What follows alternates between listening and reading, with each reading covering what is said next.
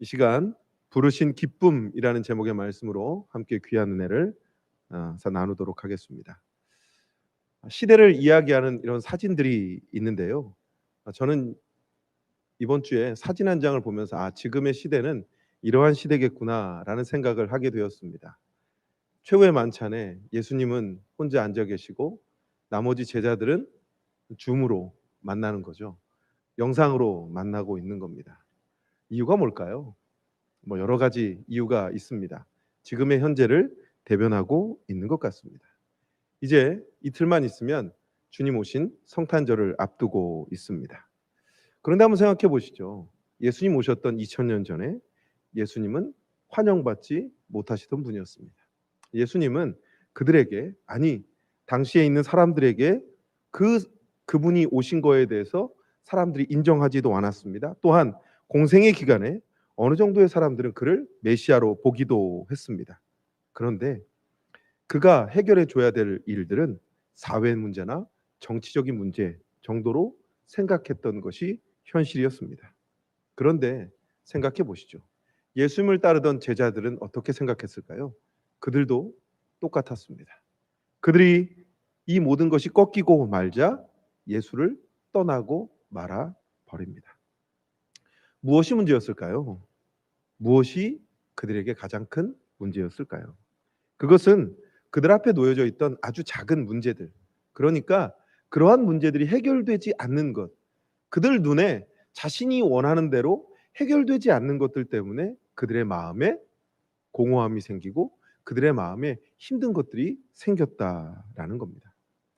사도행전을 읽는 많은 사람들이 오해하고 있는 것이 있습니다. 그것은 사도행전이라고 얘기하니까 주인공이 사도인 걸로 생각해요.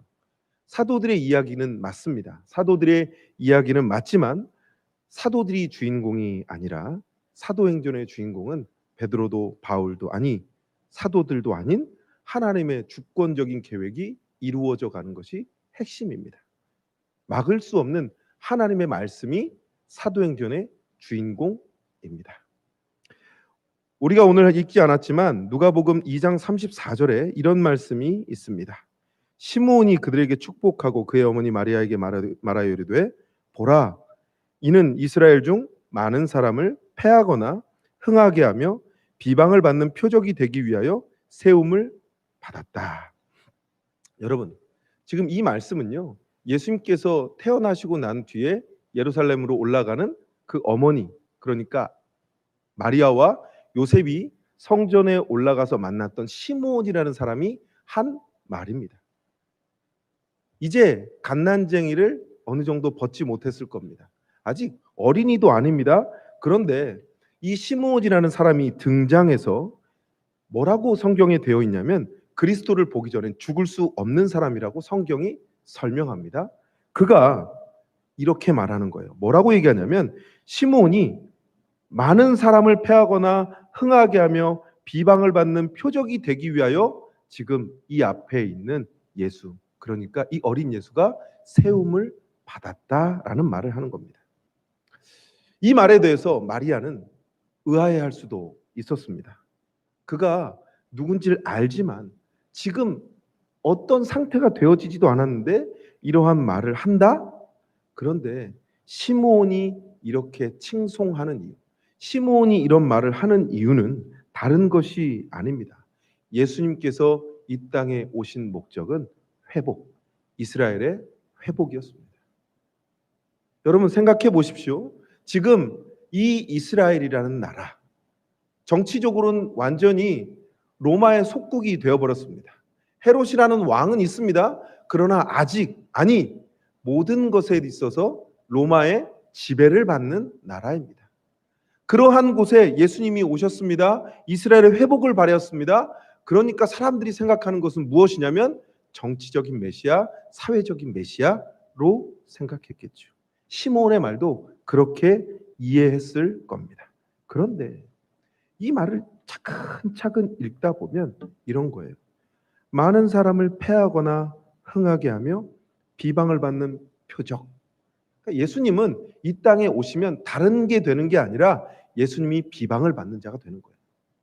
예수님이 세움을 받기 위해서 예수님 스스로가 높아지는 것이 아니라 사람들이 예수님을 비방할 수밖에 없다라는 겁니다. 이게 칭송의 이유였습니다.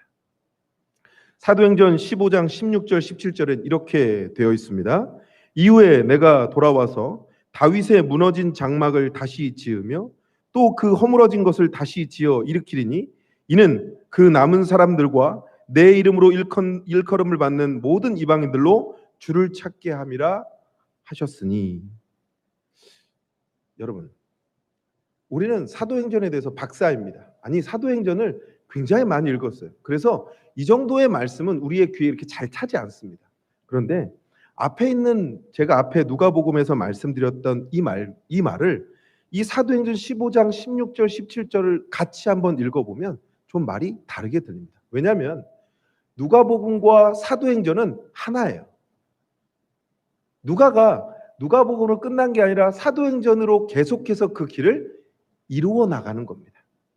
누가복음에서는 예수님이 계속해서 길을 걸어가세요. 어느 길을 걸어가느냐? 예루살렘으로 가는 길을 걸어가십니다. 그 예루살렘으로 가는 길이 끝나는 게 아니라 사도행전을 통해서 완성되어지는 겁니다. 그러니까 단순하게 예수님이 부활하시고 승천하시는 그것으로 끝나는 것이 아니라 이 이후에 있어야 될 일들을 말하신다라는 거예요. 그 일이 무엇이냐? 내가 돌아와서 다윗의 무너진 장막을 다시 지으며 허물어진 것을 다시 지어 일으키리니 라는 거예요. 다시 오시겠다는 거죠. 비방을 받는 표적이 되신 그분이, 세움을 받은 그분이 다시 돌아오신다는 겁니다. 예수님은 이미 승천하셨잖아요. 예수님 이 땅에 남아 계시지 않잖아요. 근데 예수님의 이 말씀이 왜 들리냐고요. 왜 이 말이 그들에게 들려야 하는 걸까요? 사랑하는 성도 여러분, 예루살렘은 성전이 있는 곳입니다. 이스라엘 사람들은 매해 하나님 앞에 제사를 드리는 그때에 성전에 올라가는 것으로 그들의 삶을 시작하였습니다. 성전에 올라가는 이유가 무엇입니까? 하나님을 만나는 겁니다. 하나님과의 계획, 그러니까 헬라어로 블레, 이 계획을 이루기 위해서 그들이 올라갔던 것입니다. 그럼 예수님의 의지는 무엇일까요? 다윗의 장막을 회복시키려는 것이 하나님의 의지, 예수님의 의지입니다.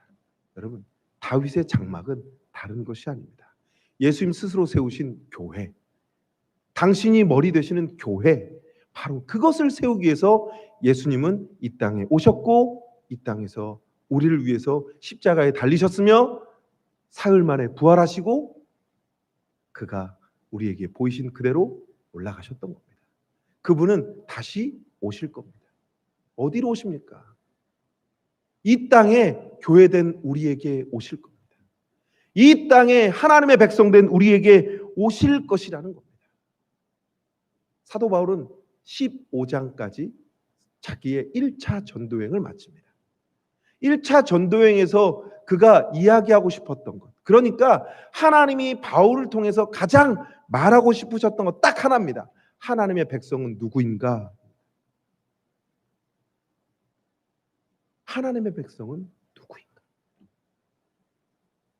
하나님의 백성은 다른 자들이 아니라 하나님의 백성은 하나님의 블레, 하나님의 계획을 아는 자, 그들이 하나님의 백성. 하나님의 백성은 하나님을 찾을 수밖에 없는 자들, 바로 그들이라는 겁니다. 오늘 저는 사도행전 16장의 말씀을 가지고 함께 나누려고 가지고 나왔습니다.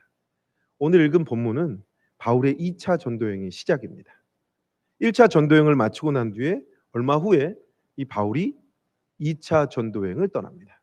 1차 전도여행에서 하나님의 계획이 무엇인지, 하나님의 백성이 누구인지를 알렸다면 하나님은 다시 바울을 통해서 그들에게 하나님의 뜻이 무엇인지를 알게끔 하려고 하십니다. 오늘 16장 6절에 이렇게 기록되어 있습니다. 함께 읽도록 하겠습니다. 성령이 아시아에서 말씀을 전하지 못하게 하시거늘 그들이 부르기아와 갈라디아 땅으로 다녀가.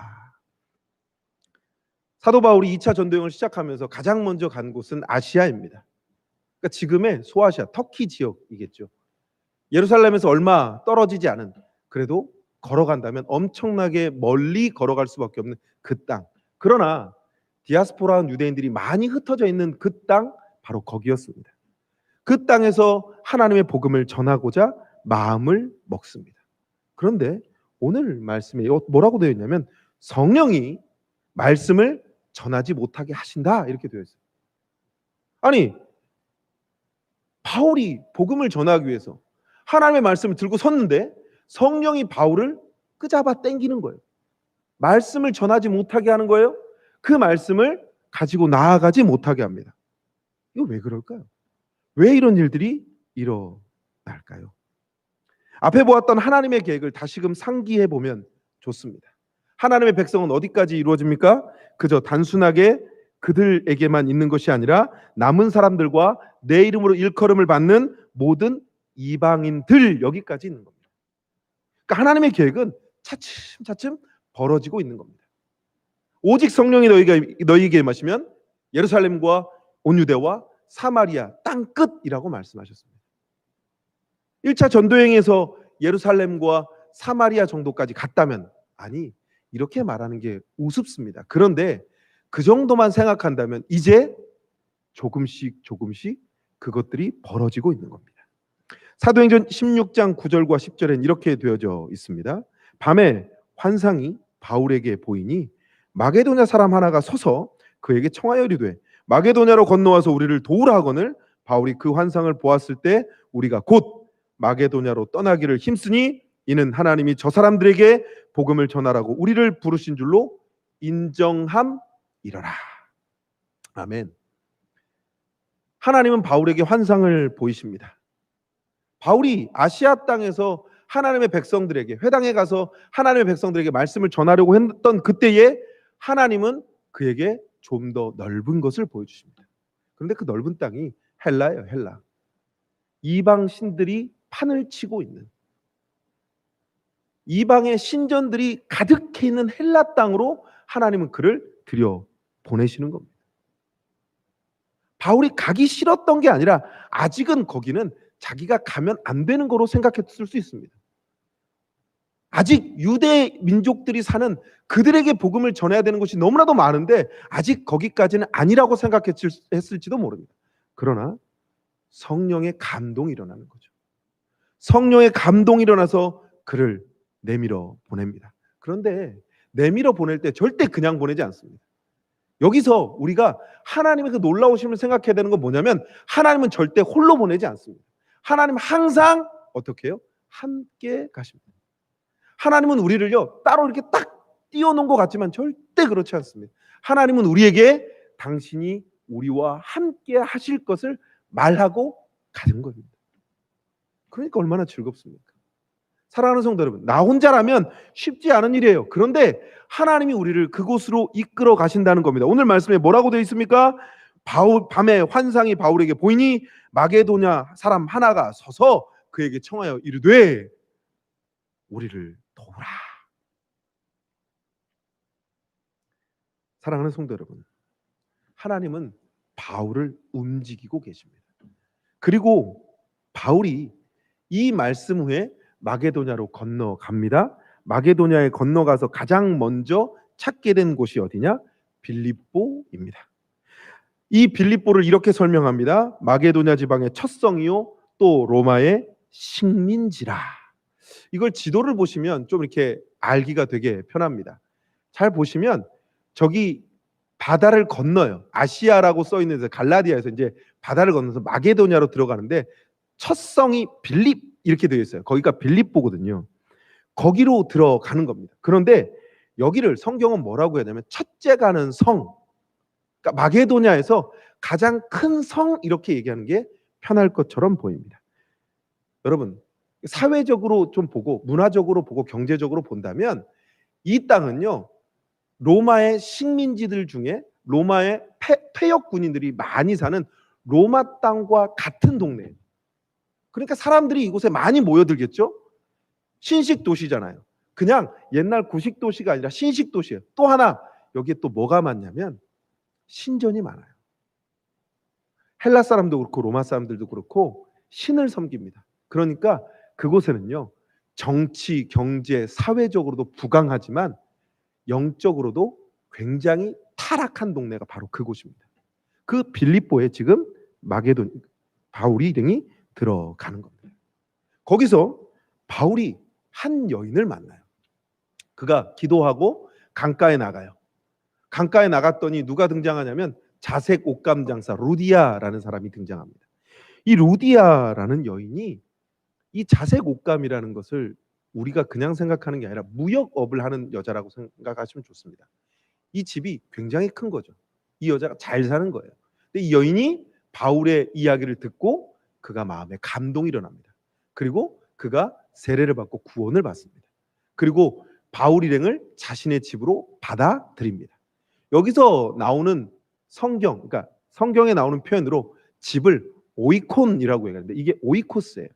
그러니까 다른 게 아니라 예배, 그 다음에 가르침, 거함 이런 것들을 하는 장소가 오이코스, 그러니까 집이라는 표현입니다.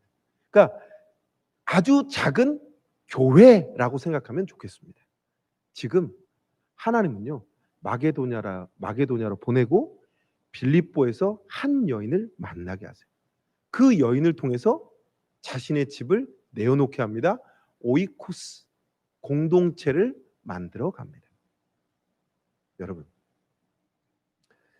앞에 걸 다시 한번 상기시켜 볼게요. 하나님이 사도행전을 통해서 말씀하고 싶으신 것은 다른 것이 아니라 하나님의 블레, 하나님의 계획이에요. 하나님의 주권적 의지예요. 사도들을 통해서 말씀하고 싶으신 건 딱 하나입니다. 하나님의 나라, 하나님의 백성, 하나님이 거하시는 곳, 하나님의 교회입니다. 그런데 지금 하나님은 아시아에서 말씀을 전하려고 하는 바울을 이방 땅으로 들여보내시고 그 이방 땅 첫성에서 하나님이 보낸 사람을 만나게 하십니다. 집에서 아멘이 나오시고 계시겠죠.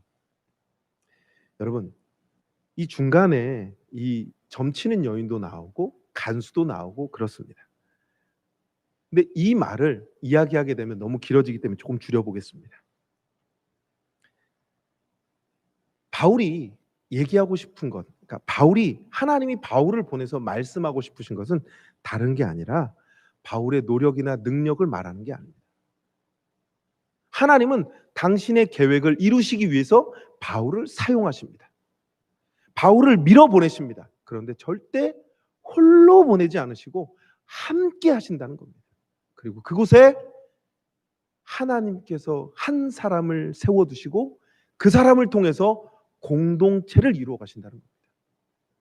사도행전 이 16장 15절에 등장했던 이 바울의 이야기, 바울이 루디아와 함께 그곳에서 이야기했던 그 이야기가 수미상관으로 어디에 등장하냐면 16장 40절에 한 번 더 등장합니다. 이게 왜 등장할까요? 16장 40절에 이렇게 되어 있습니다. 두 사람이 옥에서 나와 루디아의 집에 들어가서 형제들을 만나보고 위로하고 가니라 이렇게 되어 있어요. 바울은 빌립보에서 한 사람을 만나요. 그 한 사람이 공동체를 이루어가는 아주 작은 교회를 만들어 보냅니다. 하나님이 그 여인을 준비시키셨어요. 그리고 그곳에서 위로받게 하셨어요. 바울이 그의 사역 중에 여러 가지 일들을 당합니다. 점치는 여인들로 인해서 감옥에 갇힙니다. 감옥에 갇혀서 그러니까 착고를 차요. 죽을 위험에 처해 있지만, 매를 맞고 죽을 위험에 처해 있지만 하나님이 그의 기도를 들으시고 찬송을 들으시고 옥을 흔들어 버리셔서 그를 살리십니다. 간수를 만나게 하십니다. 그에게 주 예수를 믿으라 그리하면 너와 내 집이 구원을 얻으리라라는 그런 말씀도 주십니다. 그리고 다시 바울이 루디아 집에 들어와서 어떻게 해요? 위로받습니다. 여러분, 교회는 위로받는 곳입니다. 교회는 사랑받는 곳입니다. 하나님의 교회는 하나님이 계신 곳입니다. 하나님의 은혜가 있는 곳입니다. 하나님의 블레, 하나님의 계획이 있는 곳입니다. 하나님이 바울을 왜 부르셨을까요? 하나님이 바울을 왜 몰아내셨을까요?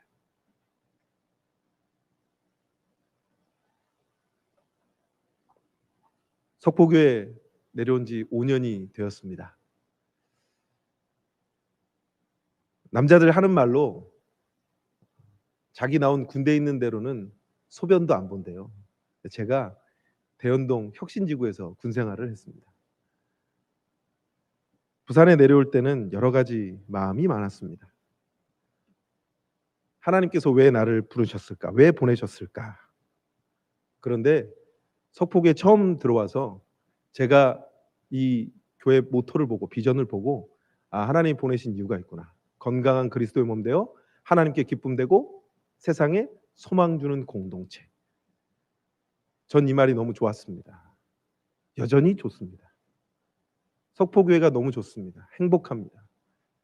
어제 집에서 이렇게 설교를 준비하면서 여러 사진들을 넘겼습니다. 저희 딸이 여기 처음 내려올 때 3살이었습니다. 말도 하지 못하고 기저귀 차고 있던 아이가 올해 1학년이 되었습니다. 저도 희끗희끗한 흰머리가 어른들께 죄송하지만 생기는 그런 나이가 되어버렸습니다. 하나님은 저를 이곳에 왜 보내셨을까요? 하나님은 일가친척 아무도 없는 부산 땅에 저를 왜 보내셨을까요? 저는 오늘 이 말씀이 여러분들에게 제가 하나님이 저를 보내신 이유라고 생각합니다. 전 석포교회에서 기쁨을 얻었습니다. 교회가 무엇인지 깨달았습니다. 담임 목사님과 사역을 하면서 여러 교육자들과 사역을 하면서 장로님과 권사님, 집사님들에게 사랑받으면서 왜 내가 목회를 해야 되는지 깨닫게 되었습니다. 눈물 없이 이야기할 수 없는 5년의 시간일 수도 있겠습니다. 다른 분들이 보면 5년 가지고 뭐 저러나 라고 이야기할지 모르겠지만 저에게 이 5년은 너무나도 행복한 시기였습니다. 여러 가지 많은 일들을 경험했습니다. 해보지 않던 사역들도 경험하게 되었고 이곳에서 전도하며 그 여름에 땀 흘리며 성도들과 웃고 울던 그 시기도 있었습니다. 올해 코로나를 겪으면서 여러 가지 생각들이 많이 들었습니다. 그런데 마지막 말씀을 준비하면서 저는 이 말밖에 기억이 나지 않았습니다. 하나님이 우리를 부르신 목적이 무엇일까?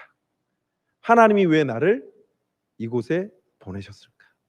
하나님의 분례, 계획은 딱 하나입니다. 난 하나님의 나라의 불쏘시개 되는 겁니다. 하나님의 나라에 내가 드러나는 것이 아니라 내가 돋보이는 것이 아니라 하나님 나라의 불쏘시개라고 생각합니다. 사랑하는 성도 여러분, 5년 동안 행복했습니다. 즐거웠습니다. 앞으로 여러분들을 어떻게 만나게 될지 또 어떤 일로 여러분들과 함께하게 될지 그러나 저는 석포교회를 위해서 기도할 겁니다. 하나님이 이곳에 부르셨고 하나님이 이곳에서 저에게 목회라는 것을 알게 하셨고 하나님이 이곳에서 성도들에게 사랑받는 것이 무엇인지 성도들과 함께하는 것이 무엇인지를 깨닫게 해주는 교회였습니다. 사랑하는 성도 여러분, 너무나도 힘든 시기를 지나가고 있습니다. 그런데 저는 오늘 말씀에 바울이 옥에 갇혔을 때 했던 것들을 기억하셨으면 좋겠습니다. 바울은 옥에 갇혔을 때 다른 거 하지 않았습니다. 기도와 찬송밖에 없었습니다. 기도와 찬송으로 하나님의 마음을 시원케 했습니다. 그랬더니 큰 지진이 일어나 옥이 열리고 착고가 풀리는 놀라운 일이 일어났습니다. 제가 처음 석포교에 부임했을 때 담임 목사님이 저에게 하신 말씀이 그거였습니다. 기도 많이 해야 돼요. 기도 많이 해야 됩니다. 아직도 잊지 않습니다. 아직도 부족합니다. 아직도 너무나도 갈 길이 많습니다. 그러나 사랑하는 성도 여러분, 저만 느끼는 것이 아니라 여러분들도 느끼셨으면 좋겠습니다. 지금 이 시기를 이길 수 있는 것, 우리를 부르신 기쁨을 느낄 수 있는 가장 큰 기쁨은 다른 게 아니라 하나님 앞에 기도하고 찬송하는 겁니다. 하나님의 블레, 하나님의 계획을 알아 하나님의 백성된 모습을 보이는 겁니다. 세상은 우리를 핍박하고 조롱합니다. 특히나 지금 너무나도 많은 교회들이 핍박받고 조롱받고 있습니다. 예수 믿는 것 때문에 힘들어지는 시기가 되었습니다. 그러나 잊지 마셔야 됩니다. 그럴수록 붙드셔야 됩니다. 그럴수록 하나님이 주시는 은혜와 기쁨, 마게도냐로 하나님은 바울을 홀로 보내지 않으셨습니다. 그와 함께할 루디아를 예비해 두셨습니다. 그가 만날 간수를 예비해 두셨습니다. 그가 만날 사람들을 예비해 두고 하나님은 그 땅에서 기다리고 계셨습니다. 하나님은 그 사도행전의 이야기를 여전히 우리를 통해서 진행하고 계십니다. 여러분들이 서 있는 그곳이 바로 사도행전의 이야기가 될 줄로 믿습니다. 사랑하는 성도 여러분, 하나님이 주시는 그 은혜와 기쁨 잊지 않으셨으면 좋겠습니다. 하나님이 주시는 그 소망과 그 은혜를 여러분들의 마음판에 새기시고 그 은혜와 소망으로 이 어려운 시기를 이겨내기를 주의 이름으로 소망합니다. 원래 부르려고 했던 찬양이 있었는데요. 오늘 어떤 분이 저에게 이 얘기를 해주셨습니다. 5년 전에 성장반을 처음 시작할 때 제가 성장반 하는 그 시간 내내 다른 찬양 안 하고 이 찬양만 했어요. 보혈을 지나. 그랬더니 저보고 그러시더라고요. 목사님 그 찬양 아직도 많이 하세요? 그러시더라고요. 그래서 요새 잘 안 불렀거든요. 그런데 다시 말씀을 마무리하면서 이 찬양이 너무 와닿았습니다. 보혈을 지나 하나님 품으로, 보혈을 지나 아버지 품으로, 보혈을 지나 하나님 품으로 한 걸음씩 나가네. 사랑하는 성도 여러분, 힘들고 어려운 시기이지만 하나님이 여러분들을 이끌어 가실 줄로 믿습니다. 하나님이 여러분들 앞에 가실 줄로 믿습니다. 하나님 품으로, 하나님의 기쁨으로 한 걸음 한 걸음 걸어 나가셔서 그 부르신 기쁨을 여러분의 삶 속에서 증거할 수 있는 사랑하는 성도님들 되시기를 예수님의 이름으로 축원합니다.